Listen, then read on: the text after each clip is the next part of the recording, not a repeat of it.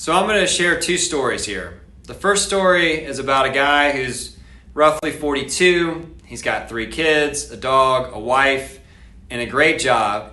But unfortunately, due to tough economic times, that person gets cut so that the company can move on and survive. Now I'm going to tell you a story about 1,000 people at a much bigger company. And due to tough economic times, those 1,000 people get cut and they get laid off.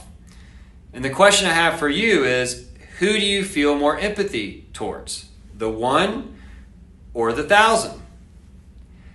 Likely you feel more empathy towards the 1 than you do towards the 1,000, even though the 1,000 should be a bigger deal and we should feel more empathy towards, because let's face it, there's a lot more kids that might go hungry, or a lot more mortgages that might not get paid due to the 1,000 versus the 1.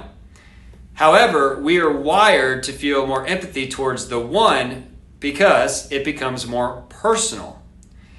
And as we start to think about going remote, coming back to the office, hybrid, I want us all to start thinking about it being personal, the personal human connection, the trust that can only be forged at the water cooler, going to lunch together, seeing each other, versus what happens when we're remote and all of a sudden it becomes a lot easier to become the 1,000 because there is no personal relationship tied to it.